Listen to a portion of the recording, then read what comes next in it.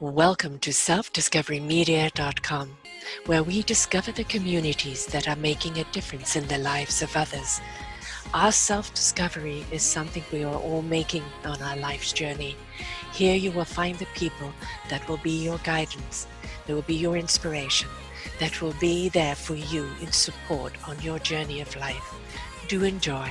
Our next show is... Good morning, good afternoon, and good evening, everybody. Welcome back to another edition of Choose Positive Living right here on selfdiscoverymedia.com. I'm your host, Sarah Troy, and all the way from Ontario in Canada is Ashley. And Ashley Michaels is going to share her story. Michelle. Michelle is going to share her story today of an attempted murder on her. And, knowing that her boyfriend had already killed one person that she knew and said to her, "You're next." And this is not something that anybody wants to ever go through. And thankfully she escaped. But from that moment, her life was filled with post-traumatic stress disorder, depression, and anxiety. But instead of taking it over her life, she chose to talk about what happened to her, and more importantly, about the healing process that she used to inspire people to change their lives from going through their own tough times. And she wants someone to look at her and say, "Because of you, I didn't give up." And also, she's got a wonderful book out, Finding Strength Through Tragedy, which we're going to be talking about today. But the most important thing, which we've just talked about pre-show, was she does not want to be perceived as a victim. She hates the word victim because victim means that you are still in the trauma, that you've still given yourself over to the person that is abusing you. And if you wish to take your power back, you're a survivor becoming a thriver. And you're becoming a thriver because of what you have survived. So we're going to be diving right into this today, and we're going to turn the clock back to actually what happened. Welcome to the show, Ashley. Thank you for having me. So a nasty thing to happen to you, violence at any time is horrific, but when it's done by somebody you know and that you trust, it's a double insult, because you then question yourself afterwards. Why didn't I see the signs? Or where is my judgment? And there's a whole lot of that you go through. Oh, absolutely. But let's look at what did actually happen that led up to this. Sure. So on August 28th, 2016, my life changed in an unthinkable kind of way. I was called to an apartment by the former guy I was dating, and he had murdered one of his best friends. And before I went up to the apartment, he and I both told each other we loved each other. And then we went up to the apartment and he locked all the doors behind me. And that's when I thought my life was going to be done at that point in time. And blood everywhere in the apartment. It was horrific. He wanted me to help clean up and I wouldn't. So he got mad and he strangled me, and he pointed a knife to my back. He said he was already going away for one count of murder. Why not make it two? And he then pointed a knife at my back and told me this way would be easier. And then shortly after that, he began trying to pull my pants down and sexually assault me. And then a month prior to all this happening, I actually was assaulted on a trail while I was running in broad daylight. So I was having to come face to face with a lot of trauma. Why did he kill his best friend? I don't have the answer, and I don't think that we'll never really have the answer. I feel like only those two will know, and one of them can't be here to disclose that. And anything he says, I don't believe right as to why he did it. I mean, I can have speculation as to why, but I'm really not certain. As I said, I was only there for the aftermath, not for the actual murder. But so how did you escape? I actually ran down 18 flights. So he went to the washroom, and then I ran down 18 flights of stairs. And I actually saw surveillance at the trial, and he was like seconds away from meeting me in that lobby. And I ran across the street to a convenience store, and I called 911 from there. Mm-hmm. And then I was read my rights, was in the back of a police car. Never in my life did I think that I'd be in the back of a... Why were you read your rights? You were the victim. No, I was read my rights because they didn't know what was going on, right? So they need to like understand the situation, and then that's They when they arrest took me. everybody and then clear you They afterwards. didn't. Well, they didn't arrest me. Like they never placed handcuffs on me, anything like that. But they took me in the back of the police car. They brought me to the station, and then they said that I was free to go at any time that I wanted. But obviously, I was there, and I wanted to give a statement about what happened. I wasn't just gonna, leave and they can't have somebody sit in the front of the police car. That's just not how it goes. Mm-hmm. But no, like they were, I am where I am today because of the police, the detectives, victim services, my crown attorney. Like I had a phenomenal team that literally rallied around me, and I still talk to some of them to this day, and they have been so supportive of this journey that I'm on. And it's because of them that I'm on this journey. Actually, before they even questioned me, the police had said to me, "Can you promise us something?" And I was like, "Okay, what would you like me to promise you?" And they're like, "Please don't turn to the streets and end up in prostitution or drugs or alcohol." That just tells you that the statistics for survivors of crime is so high. Yeah. And that's the reason why I decided to write this book and share my journey. Like, I wish I could sit here and tell you I'm an isolated situation, but this is a worldwide epidemic. There are survivors of crime every single day, worldwide, nationwide, countrywide. Survivors of crime happen all the time. And I get that COVID's been extremely important, but crime has not stopped. Crime has almost escalated as a result of COVID-19. Especially in the domestic area, because there's no escape, yes. Right? So no, there's no escape whatsoever. You're forced to now be stuck with your abuser. Mm-hmm. And that's the other thing, people are so quick to judge. And I actually wrote a blog on this about how words hurt. Mm-hmm. So people always say, "Oh, like, why didn't you just like leave him?" Like, there were times that me and the acute or the person that went to jail,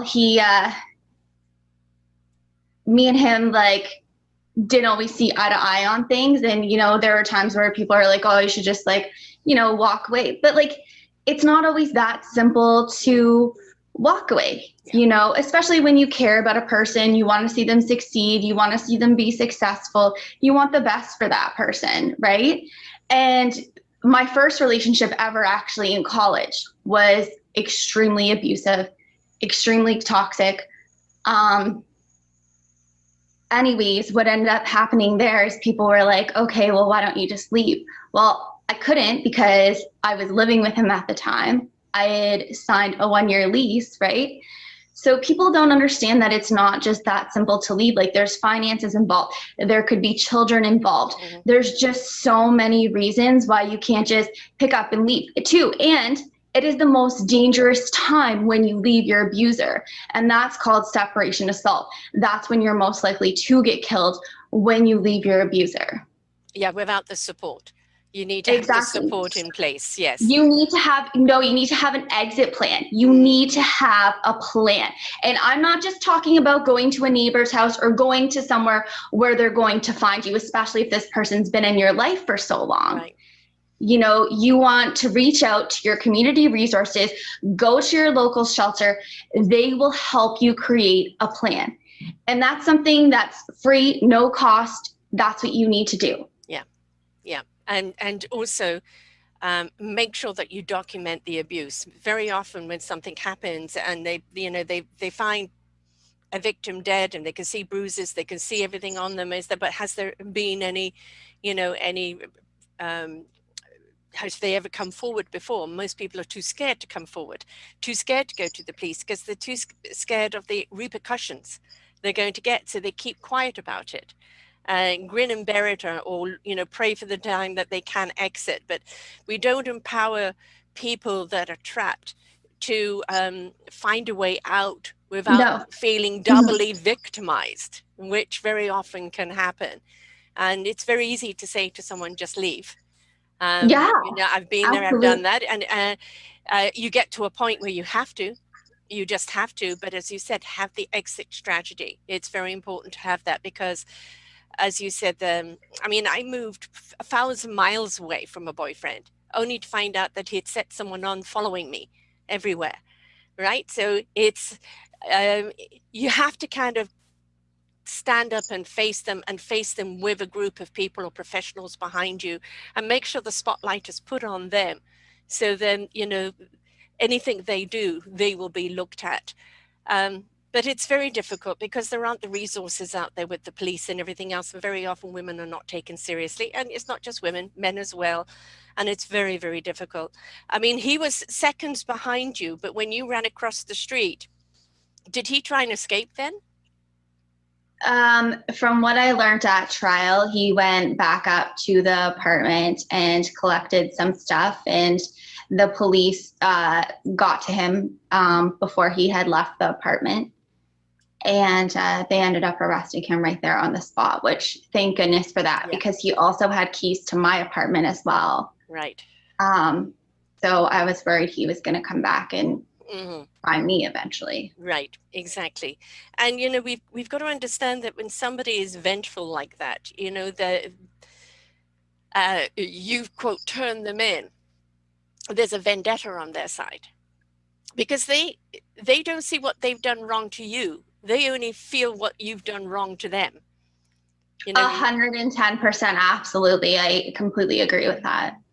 and until they either go through the process of understanding what their crime was, and where some people can, but some people, they're maybe psychopaths, and it's just out of their capability of understanding what they did wrong. um I don't, yeah, I don't know. I feel like once a psychopath, I feel like always a psychopath. I yeah, don't feel like yeah, those people change. no, I they feel don't like own those anything. people learn to manipulate the system that much more. Yes, yeah, oh no, they're Um, masters of their disguise, they really are. Yeah, they are, and they feed everybody everything that that person wants to hear. yeah, they're very charismatic. It's kind of like, being in the domestic abusive relationship, and there's something called a trauma bond, Hmm. which is when, the abuser will say, I'm sorry, until Yes. they're blue in the face. They'll put on that Yeah. charm in front of other people, right? And they try to draw you back in again and again. It's almost like an addiction, Hmm. It's almost like you become addicted, like what you see is what you know type thing. Right. They didn't mean it, Yeah. oh, they're making up for it. And it's like, no, they've just pulled the wool back over your eyes, and they are simply charming. So yes, it can be very, very difficult. When somebody's physically abusing somebody, you could see the bruises, the scars, the physicality of it. But there is so much mental abuse. Oh, And so much psychological. oh, Yeah, yeah, absolutely. I could not agree with you more. Like, just because you don't have bruises or scars on you, it doesn't mean that that's not abuse. Like, yeah, there's so much emotional damage that happens. There's so much mental abuse that happens.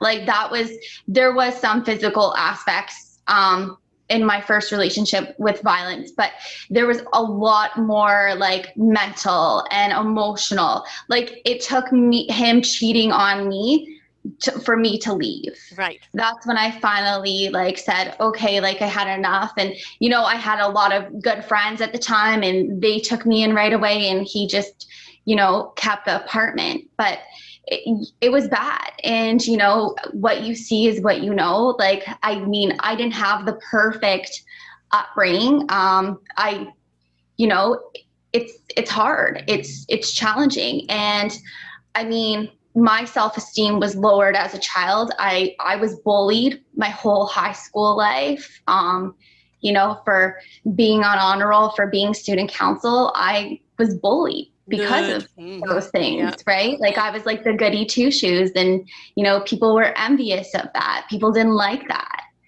And then, I didn't have a lot of support. Like, I'm really lucky. Like, I have my grandma, my aunt, and my cousins, and that's kind of like my family. And then I have another family, and that's friends who have literally become my family. Like, Yeah. I'm really one to say that blood does not define Right. your family at all. It's who's going to support you at the end of the day. Who's stepping up? Going through trauma and everything else, you really learn who's in your life for it all and who's in your life for ulterior motives. Yes. I believe everybody goes through something for a reason. And, Right. it is a redirect. It is a push to find our strength, a push to find our courage, our abilities, our reason for living, our skill, our tools, and very often our platform of what we're going to do with the rest of our lives in helping other people, survive and thrive through whatever it is anybody's been through. Um, and it's a test of us. And I don't think anybody goes through life without some form of test. And some people are tested early, some later, and some very significantly, some minorly. But it is all about us kind of stepping up into ourselves, living from the inside out and going, I'm worth more than this, I deserve more than this. um, I am love, and I do not deserve to be treated in this way. But it's a journey you have to take. Oh, And it is. It 100% is. Like, you have to be willing to feel every emotion that yeah. you need to feel. You have to be accountable for yourself. Like, at the end of the day, yeah, you have a ton of support, but you're the only one that's looking out for yourself at the end of the day and your best interest. And you have to decide how you want to move forward. And for me, like, I'm not going to sit here and say it was an easy journey. I mean, I hated myself after this trauma happened. I mean, I got acne for the first time in my life. I got eczema for the first time in my life. And I felt my confidence drop massively. I'm like, now I'm stuck with all these scars. And then I felt all this guilt, like, how could I be alive, but the deceased isn't Mm. here? And I felt guilty every time I crossed the street. I felt guilty every time I got to go for a workout. And then I went through all the what ifs. Well, what if I did this for the person that's, a murder? What if I got them help sooner? What if I, did this or that? Like, I went through all the what ifs. I went through Sorry, we have a freeze here. what already happened. Sorry, we had a freeze there for a moment, but Oh, okay. yes, the what ifs are always around the guilt. Oh, yeah. And when we stop feeling guilty and go, okay, there's a certain part of me that may have invited this because my self-esteem was too low. When you're resonating on a higher vibration, it's harder to be treated so badly. When was resonating because you were attacked a few weeks before in the park, and then Yeah. your boyfriend, and then the other boyfriend in the college, is that you did extremely well at school that every parent would normally love, and anybody would go, this is fantastic, her career is ahead of her because she's doing so well. But you felt less than because you Yes. were doing so well, which is a kind of an oxymoron, because most people doing so well should feel good. So it's more systemic, it's deeper than that. And until we actually are willing to open up the door to the pain inside, to go inside into that injured child, that injured person, and go, what really is holding me back? Why do I feel this way? Why do I attract these kind of people? Until we learn to love ourselves, we are always going to be opening the door to some form of abuse. And Oh, exactly. so you kind of, this last thing was kind of the icing on the cake, as far as, no, I'm not going to take this anymore. And then you had to go through the guilt, the what if, I should have, why didn't I see it? What is it about me that attracts them? The whole gamut that one does doing that. And it's okay to ask those questions. It's part of the process of releasing. And then at some point you have to go in, the answer is, I don't love me enough. Why not? Oh, 100%. That's exactly how it was. Like I didn't feel worthy. I had no value. I had no self-esteem. I had no confidence. I literally was so withdrawn. I would literally just come home and sleep. Like I didn't want to socialize. I didn't want to interact. I just wanted to shut out the world around me. Actually, it was October of 2016, Thanksgiving weekend. I decided to mix some pills with alcohol. And that was my first and only suicide attempt because I definitely learned from that. It was pretty scary. And I thought to myself, how could you be this selfish when you're a survivor, A, Yeah. and B, you have a responsibility. You have to testify Yes. for the deceased. You have to get justice served. How Right. could you be thinking of taking your own life right now? Right. But that was your bottoming out. Oh yeah, like I The turning sunk of to the the corner. lowest of Yeah. lows. Yeah. We have to And get there sometimes. We do. We have to get there. You have to yeah, bottom out. we do have to hit rock bottom. Like I completely agree with you. Like I just couldn't, and I was such an emotional person before this. I just couldn't take like all the feelings too. Like everything was just so overwhelming. Um so anyways, after that, I was so fortunate to get counseling. Even before that, I was in counseling a little bit, but I started it more and more. And I'm telling you, I wouldn't be where I am today without counseling. It's just been such a huge inspiration. And the people that have like been in my life and stepped up and like gave up their lives and were there every day in the trial for me, like that's something I'll never forget. Like having that support says everything. Having those moments where I could just like send a message to my counselor and we would book an appointment that day. Like it was phenomenal, the support that I had. And I think that that's so vital to a healthy recovery, is making sure you have that support team, those people that are going to rally around you and those people that are going to be there for you day in and day out. Those are the kind of people that you want in your circle, the ones that are going to bring you up, not bring you down. And I don't care if it's, blood related family, like you need to cut out who you need to cut out so Yes. you can, better yourself as a person. You can't have people that are going to hold you back consistently. I've had family relationships where I just thought they would change more and more, and I get my hopes up, and then I'd be let down again, and I'm just like, why do I keep doing this to myself? It's just like, we talked about the cycle of abuse in a relationship. Well, this is no different. Why do I keep going back for more and more? Why do I keep wanting to get hurt over and over again? Like, how is that being fair to myself? I really had to self-reflect and think about, okay, what things do you want in your life? And one of them was positivity, not negativity. Yeah. Right. That's the only way that I was going to get better and develop a healthy self-esteem, a healthy self-worth, a healthy value. And that's how I was going to get myself back. It's like you literally have to rebuild yourself from scratch. Yeah.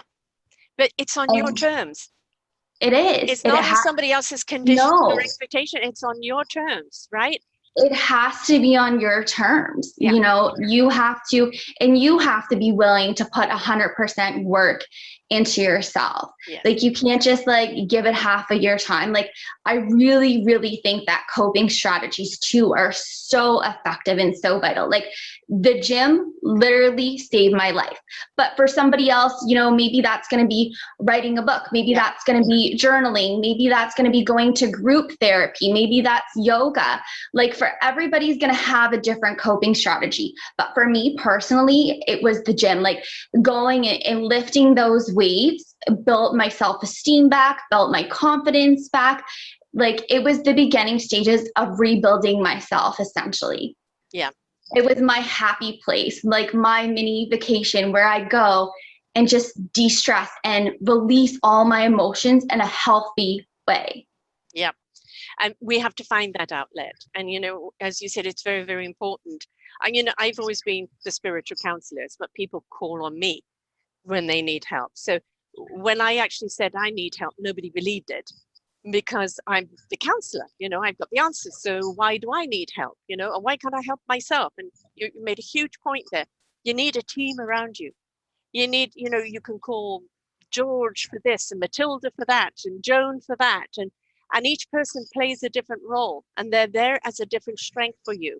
And it's not going crying on their shoulder and woe is me. It's about, my thoughts are taking me down a path. Help me redirect these thoughts, or just spend the thoughts so that they don't consume me. And it's really, really important that you do have a team around you, because I've done it on my own and it's not fun. And it's and No. at the same time, with the facade on the face, where nobody Oh, quite yes. believed anything was wrong anyway, right? So, I'm 100% with you. As to what you just said, there, so many people thought that I was this bubbly, happy, go lucky girl. Like everybody's like, no way, you would never go through something like that. Like you're just too positive, you're just too happy. And I'm like, well, just because yeah, a person's one way, you don't know how things are behind closed doors. or It's just like, inside of you. yeah. And it's just like social media. Like just because I take a picture of me smiling, it doesn't mean that I'm the happiest person on earth just because you smile once. How much pain could be behind that smile? Right. What's that person actually really going through? Like people think that just because they see, a happy family or a person smile, that they have the best life, but we don't know what we don't know. Exactly. And the other thing is, we're scared to ask. And if Yes. something goes on wrong with, we'd like, well, no, actually my marriage is a shambles. It's a complete lie. And da da da da da da. And I don't know what to do with this. And the next thing you know, they're not calling you anymore. Right? They don't want to know. Exactly. So sometimes the people that are close around you are there at that level. You can't take them to the other level, because all of a sudden you shatter the illusion they have of you. So you need to seek out different people who can see you, who aren't afraid to see you from the inside out, to see how broken you are, to see the trauma that you're living in, and that whatever facade face you put on, the turmoil that's going on inside of you, and somebody who's willing to see it, willing to be there, willing to help you spend it, make sense out of it, find the strength from it. And very often it's not the people that have been your besties, because they're the besties with the illusion. They're not the people that have the ability or the strength to be able to see what's going on the inside and help you. Oh, for sure. I could not agree with you more. Like, you really, really find out who's going to be in your corner, and you really find out who's not in your corner. And just because you've been longtime friends, or, you have this deep connection with a family member, it doesn't mean that they're going to be there for the rest of your life. Right. And when you're rebuilding yourself, you might lose some people in the process. They might not like the new version of you. And, you've got to be okay with that. Right. I mean, I have a best friend. It's 37 years. We've almost known each other. And I mean, my God, she's been a trooper. My house burnt down, when I broke my ankle, when other things happened to me, she was there. She's always there. One time she called me up, you just lost your mother. It's your 60th birthday. I'm taking you to Mexico for 2 weeks. And she's such a cheerleader of mine. She really is. But she doesn't listen to my show. She doesn't really understand what I do. But she talks about me all the time. But when I actually finally did talk to her about my marriage, which was a browbeating marriage, it was an emotional trauma, she said, I didn't see that. You guys look so perfect together. No, it doesn't mean I turned away from her. It just means I can't converse with her about that because she didn't see it. I keep my friendship with her on that level. And we're still besties there. But she's not the one for me to talk to about what I went through, because it's just not compos mentis for her, which is okay. We accept the friends on the level that they can communicate with us. But it is essential to find someone who can hear you, who can feel it, and who can help you through that process. And very often you'll find it is a stranger or a counselor, but somebody that hasn't been living in the facade of you. I have I have tons of incredible people in my life, but I have two specific ones that came to the trial every day. Both of them actually wrote a quote in my book.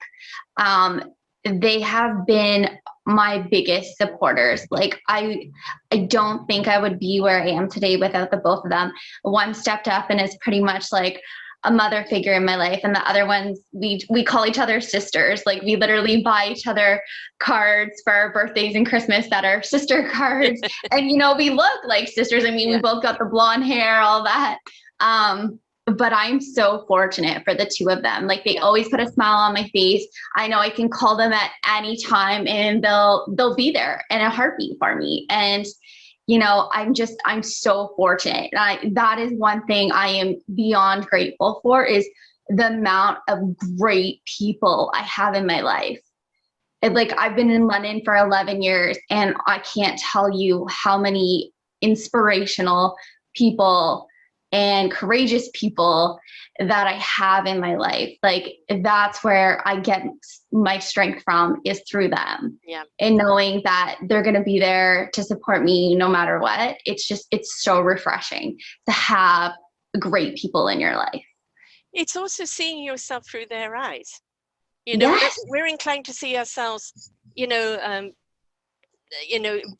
emphasis is on everything that you're not on the abundance of what you are. And when you grow up with that, you're so self-critical, and you always feel a failure, and you always feel I'm never enough. And then when you've got people who see you from the inside out, and they see your abundance, and they see, you know, all the gifts that you really are, you know, then it's like, well, how come you see this and I don't? Can I borrow your eyes? And start looking in, and they start bringing that person out in you. Right. And then They suddenly really, you start seeing yourself and you go, hey, okay, I am pretty cool. I didn't know that. No, exactly. 100%. Like I'm so thankful for the people that, and like I said at the beginning of this, like even the police, the detective, like everybody has been so incredible. And like, even with my book coming out this week too, I've had so many messages. I've even had people reach out to me and tell me they're a recovering addict or they've been in abusive situations. And it's so incredible that they trust me enough to share their stories with me. And, you know, I talk to them about finding different coping strategies as well that will help them specific through their trauma and their experiences. And it's just, that is all that I want through this journey. I want someone to look at me and be able to say, you know, because of you, I didn't give up. You know, I'm a survivor, I'm a warrior. And that's what I want from people. And we talked about this too, is the word victim. Like, yes. I don't think, I've never once thought of myself as a victim. I think that everyone is a survivor. They're a warrior. They're courageous. They're brave. Like, we need to start using words like that than using words that are like a victim. Like, if you tell a 15-year-old or a 16-year-old they're a victim, that just decreases their self-esteem right there. That lowers it. Yeah, you were victimized, but you chose not to be a victim. Exactly. There's the definition. Like, you were definitely victimized, that because that's what happened to you, but you chose not to take on the label of being a victim, and that's really the strength of a survivor. Exactly. And like, that's what people need to realize. You know, people need to, especially when people are at their lowest of lows, we want to encourage people and we want to boost their confidence, not decrease their confidence. Yeah. We want to use positive language with them, not words that are going to hurt their self-esteem and self-worth, right? We don't want people turning to the streets as a result because they think nobody's there to support them. You know, we want to use positive, meaningful language. The other thing too, well, the other thing about victimization is that there are some people that become the victim, stay in the victimization because of the attention they're getting. Right? And nobody can help you. Not one single person on this planet can help you if you still wish to be a victim. You have got to choose not to be the victim. You've got to choose and be willing to go through the process. That's where your strength and your courage and your ability comes from.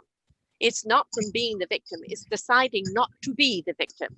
And if you're looking for attention by being the victim, then you're not only re-victimizing yourself, Yeah. you're showing that you don't have any strength to ride over this. You're using this as a crutch for people to feel sorry for you. And the people are only going to feel sorry for you for so long before they go, it's really time to move on or time to do something else. And then the victim feels more victimized because nobody is there for them anymore. We've got to be there for ourselves. Other people around us are there to cheer us on, but we've got to step up and be there for ourselves. And when something happens to you, you've got to say, this doesn't define me. Absolutely. This is what happened to me, but this is who I became because of it, because I am not a victim. It's all about turning pain into strength. I really, really, truly believe that. Yeah. And I mean, too, like, this is your life. How do you want to live it, right? Yes. Like, do you want to live it being negative and harsh on yourself? Or do you want to live it in a positive, meaningful way, right? Like, you really have to choose. You really have to self-reflect and think what you want out of this life. And, you know, I think it's so important too for survivors of crime or survivors of any trauma, you know, maybe rather it's that you just came off of drugs. I think it's important and so crucial to share your story when you're ready, because you become a teaching tool for other people, right? The like best they teachers learn, are those that have gone through it. The very best teachers. They understand. They're relatable. You're relatable to them. Yes. And people learn from your trauma and your experiences in your past. And it brings awareness to a situation. Like this situation that I'm talking about, I tell my story, but at the end of the day, this really isn't about me. It's about the whole picture. It's about, there are so many survivors of crime. It's way bigger than just me. Right. It's like out there all the time. You watch the news and it's there. But it's also an invitation to other people to don't turn a cheek to me. Don't turn a blind eye to me. Don't treat me differently. Yes. I haven't got leprosy or a coronavirus. I haven't got that. So don't treat me as if I am a virus. I had something happen to me. Reach out and just say, I can give you a hug. I can just be there to listen. I can bake you a dish. Whatever way you want me to be there, I will be there. And that's the important bringing awareness. Like we're seeing so much, so many stars today coming forward talking about depression or talking about being raped when they were young. And, you know, a lot of people, no, I put you on a pedestal. I revere you. I don't want to hear that happen to you. But hearing it's happened to them, even though they're at that highest level in their career, to show what they went through, what they struggled through, what they still struggle through, yet look where they are today. Look at the impact they're having on other people. Well, like trauma doesn't care if you're rich or poor, upper class, middle class. It can happen to anyone. Yeah. And, you know, too, this is where like hypervigilance comes in. You know, I'm like super hyper aware of my surroundings now. Like when something is off, I know it's off. Like there was a situation this year where I felt something was off and I called 911 right away. And sure enough, I was right because I got a call the next day about it. So like, you never know. That's why I think too, it's so important. If you feel uncomfortable, you reach out in your toolbox and you call 911 because you should never feel uncomfortable. Nobody has the right to make you feel like you're in fear for your life. That's not okay. I live with an 88-year-old who is a black belt. And even now she could still toss someone. Because she's learned the art of it. She's 5 foot dot, right? Oh my gosh. Feisty little thing, but she's from people of 6'2". And like the other day, she's running down the road chasing after a dog that escaped, and everybody's gobsmacked, you know? And it's like every time she meets my kids or friends or anything, do you know how to defend yourself? This is what you do. This is where you go. And learning some self-defense as a tool, as a skill of knowing what to do is a part of that self-security, you know, for yourself. But listening to your instincts, not your fear. Your fear will mislead you. Listening to your instincts. You know when something's off. Go and put yourself somewhere very, very public and put yourself amongst people that you are not going to be laid victim to, but listen to those instincts. See, and that's where it's tricky, because with COVID, this thing happened to me back in October and everything was closed. Right. And it's like, okay, like it was a rainy night and I'm just like, okay, well, there's nowhere I can go. Like I ended up calling someone to like come pick me up. And I called 911 as a result. But that's what makes it hard with like the pandemic and having things closed. That's why, it's so important to make sure your cell phone's always charged. Yes. Make sure you have it handy with you. Make sure I've bought whistles now that I carry around with me when I go for runs, etc. I think that that's important. Like make sure that you have everything that you need so you can get to safety. Like, I think it's so vital. And two, like this generation too, I've noticed always has their heads in their phone. Yes. And, what if something happens? It takes 2 seconds for someone to grab you. Yeah. And to, end up in a traumatizing situation. That's why sure, there are moments where I'm on my phone, not going to lie, but I'm also really, really vigilant. If I feel uncomfortable, I'll let that person walk in front of me. Right. Instead of behind me. But you get these little devices that literally could be attached to your phone as somebody grabs you from behind and you can press it immediately and it goes off like a siren. Now, are they going to want to be sticking around with so much loud sound coming out there that, immediately it draws attention? What's that sound? Because what do people do when they hear the police, the fire, and then they look outside the window? Where is it going? Exactly. What's happening, right? So draw attention to yourself. Also, please fight back. Please fight back. In whichever way you can. But the most important thing is try not to get yourself in that kind of situation. We've got some background sound going on there. I'm not quite sure where that's coming from. Weird. But you've got to learn to fight for yourself, not just during attack, after the attack, but it's also the forgiving of yourself, letting the guilt go. Hindsight is 2020. If I had done this wouldn't have happened, but it did happen, and it's not your fault. And it's what can you do about it now? How can you empower other people now? How can you empower yourself? Where is that journey to your own self-love? Because that's really ultimately what life is about, is your own self-love and exuding that love out to others. Oh, absolutely. It's about you growing as your own individual person and you overcoming your trauma and, learning from it and taking the time to learn about yourself in the process.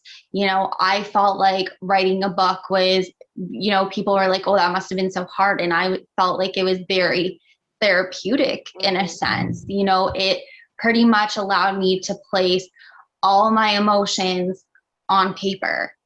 And it was a really lovely process too. I mean, there were some things where it was extremely hard. I actually lost someone super close to me of cancer this year. And I dedicated a page to her in my book. And I think when I received my book, reading that page, that's where I started to cry and tear up. When I was writing the book, her and I talked back and forth about the book and everything. And she gave me so much feedback, and, she read some of it, and she told me that I would have this book out someday. And she said that I would help so many people. And, she was such an inspiration herself. I mean, she fought her way through cancer. And this book is definitely inspired by her as well. But no, it was the best thing that I could do, and especially to share my story and help other people and bring awareness. And, I talk about mental health and PTSD and anxiety and depression. I mean, those are so hard. And, people too don't understand this, with PTSD, actually there comes some memory loss. And sometimes I find myself forgetting what I was doing. And immediately Like, I'm like, that's part of the PTSD, Yeah. right? Is you lose, some of your memory. And so, I still find that a bit of a challenge from time to time. Like, there's still going to be those flashbacks on like anniversaries and stuff like that. Like, there's not a day that goes by where I don't think about what happened. I just don't let it consume me. I write it out in a healthy way, and I get it out in a healthy way. And I feel all my feelings that I need to feel. And, every anniversary year, I've gone to the cemetery and I've gone to counseling that day, and I go to the gym that day. Mm-hmm. Those are the three things that I do because I know that those are the three things that are going to help me. I take it off from work every single year, and I do the same thing for the past 4 years on that anniversary. It's your therapy.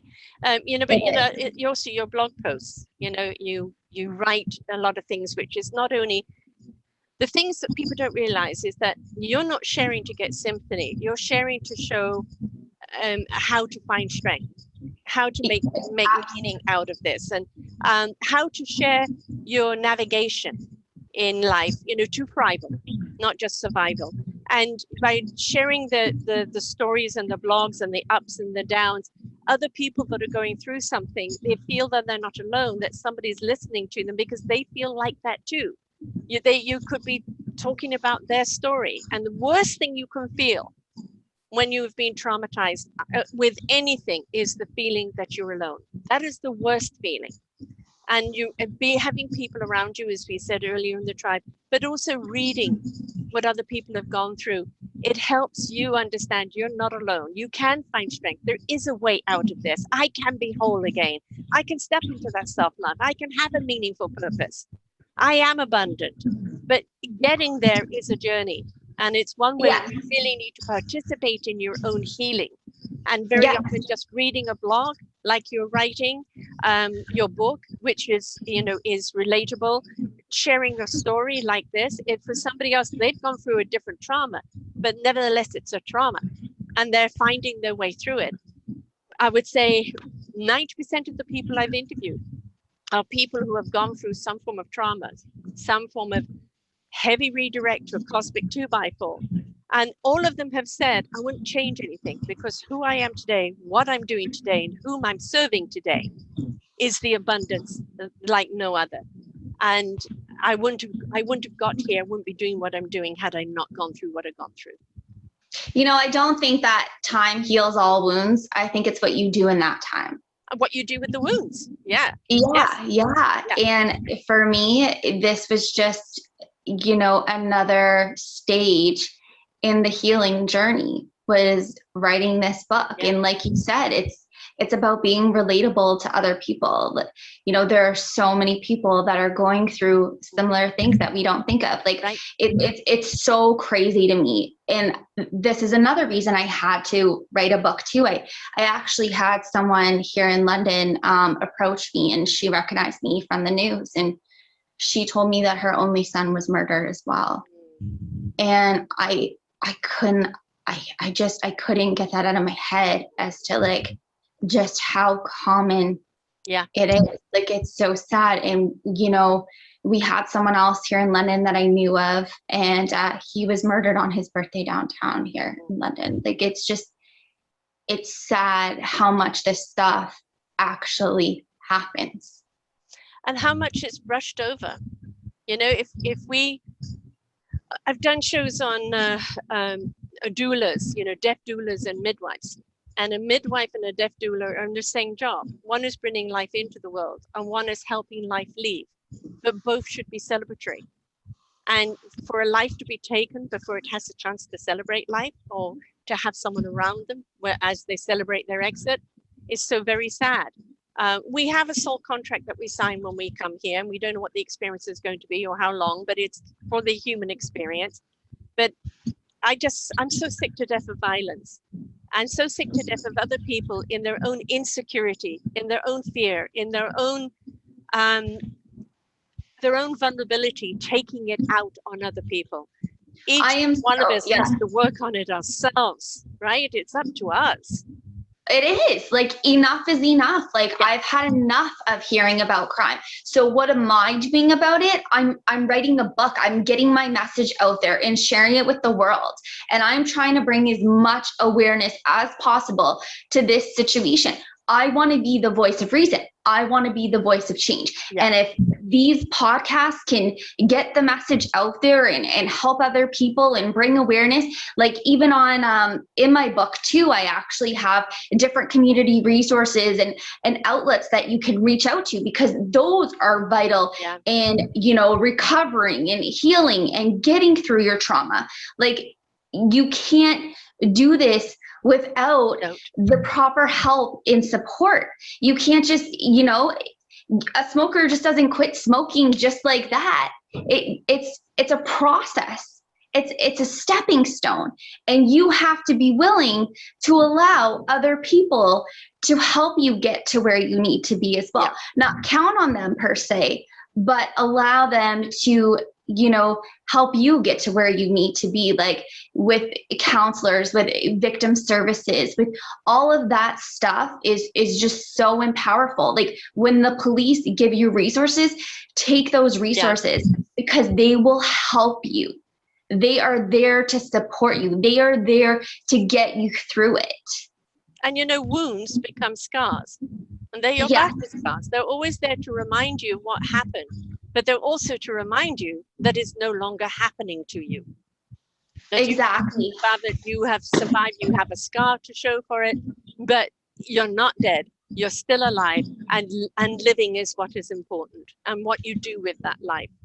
Right? Exactly. And, you know, too, I was in the grocery store, and I was approached by a lady that I didn't know. And she told me she was one of the people that were on the jury of the trial. And she told me how strong and courageous I was. And I just, like, she could have just walked away and not said anything. But the fact that she, like, came up and, like, said what she wanted to say to me was just, that was so inspirational alone. Like, and I actually write about that in the book as well. And it's you never know who's watching your journey, you know? Yeah. So, and that's, you know, that's the point, is inspiration begets invitation. Yes. Right? Now, if you're inspired by someone, or you've inspired someone, it's an invitation for us to step up in our own lives, in somebody else's lives. Anybody listening to this podcast today, you know somebody who's gone through a trauma. It doesn't have to be attempted murder, or witnessing, you know, or seeing a murdered body, or fearing for your life. It could be any amount of trauma. You know what it's like. Be there for someone else. You know someone who's going through it. Just say, I'm here as a sounding board. I'm here to help in any which way. Don't come in with all the dictation of what they should do. Come in and ask them what they're, and if they say they don't know, then say, I'm simply there for you. I'm simply there for you. And that's all that you need. Or, I'm thinking of you, you know, I hope, like, all is well. You just, like, a simple check-in, a simple reminder, just letting them know, but having that space, like having those boundaries. But I think it's so important just to be that soundboard, just to be that listening ear. Like, that's all you need. Like, I don't want judgment. I just want someone to be able to just listen. And that's how I am with other people. I just want to, you know, talk to me about whatever you need to talk to me about. And I'm here to listen. I'm not going to judge you or point fingers at you, because what good is that going to do you or myself? No. And their process may be different to yours, but as long as they get there, and the whole thing about their journey is be there supportive. And sometimes it's sharing your skills and your tools. Sometimes it's hugging along the way, or helping them get back up. And sometimes it's just cheering them on. Right? Exactly. But they've got to walk that journey. But you can be part of it in support. Yeah, you can be the cheerleader. You can encourage, you know, and I don't think that there's anything wrong, you know, with building somebody up whatsoever. Like, I think that's so important to, you know, help them get their self-esteem, help them get their confidence back. And that all comes through simple things like listening and, you know, maybe sharing your story with them as well, you know, being relatable, like we talked about. Like, those are all important aspects into somebody's healing. They don't want judgment or ridicule. They just want somebody that they feel safe with, someone they can trust, someone that they can just pour their heart out to. Somebody who really cares. Exactly. Yeah. Because the whole journey is about caring for yourself. 100%. Right. Like, in order to help other people, you have to be willing to help yourself first. Yeah. And if you can't do that, then you're not going to help anybody else. Because if you're not at your best, how are you going to get other people to be at their best? You can't. Nope. No, you can't. So finding the book is Finding Strength Through Tragedy. Where do they find it? How do they get to your site? Because I know you have some wonderful blogs on there. And you have a private Facebook as well. Yes. So it's ashleyinspires.com is where you can purchase my book. And there's many blogs on there as well. There's journeying through the court process. There's domestic violence blogs, a lot of blogs about trauma, coping methods. And then you can find me on Facebook at Ashley Michelle. And you can also feel free to email me at ashley.ashleyinspires.com.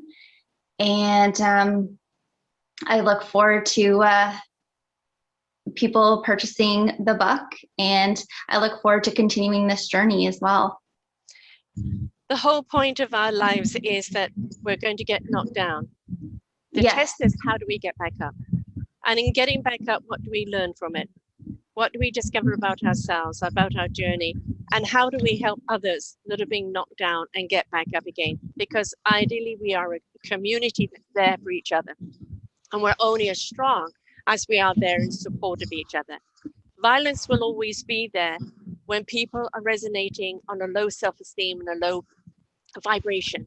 The more we raise our own frequency to that of love, kindness, and caring for ourselves, from ourselves to others, the more we're going to build that community up and make it strong, where we will be talking less about violence rather than continuing to talk about it. Thank you so much for sharing, love. Keep the voice going, because it is, your story is somebody else's story out there. And knowing that you've got through it, what has become because of it, whom you're helping because of it, is that invitation that they need to have. So thank you so much for sharing your story. No, thank you so much for taking the time. And, I just want everybody to know that they can do anything that they put their minds to. Opportunities are endless. Mm-hmm. And you never know who's watching your journey. And, it's so important to have strength and to believe in yourself always, and, be the best version of yourself that you can be. And we can be. It doesn't matter what's happened to us. We can be, and we will be, if we allow ourselves to be, right? Yes, you're unstoppable, especially when you believe in yourself. Exactly. That's the key, believing in yourself. It doesn't matter what's happened to you. It's what do we do with it? How do we turn it around to believe in ourselves and then be of service to others? Right? Exactly. Yes, I agree. Well, thank you so much, love. It's been a pleasure having you on here. And until next time, folks, remember there's somebody out there that that's hurting. Reach out to them. They may push you away at first. Doesn't matter. Just say, I'm there for you. Is it a meal? Is it a walk? Is it a listen? Can I send flowers? Just be there for them and allow them to go through their process. But let them know you are there for them, because you are the strength that they need in order to find their own strength and courage. Until next time, bye for now. We hope that you enjoyed the show. You will hear many, many shows here on selfdiscoverymedia.com. We have new shows for you out every week. Just find them on our podcast or What's New. If you feel that you have something to share that makes a difference in the lives of others, or you too feel that you could be a host, please contact me at info@selfdiscoverymedia.com, and we will be glad to speak with you. Have a wonderful day.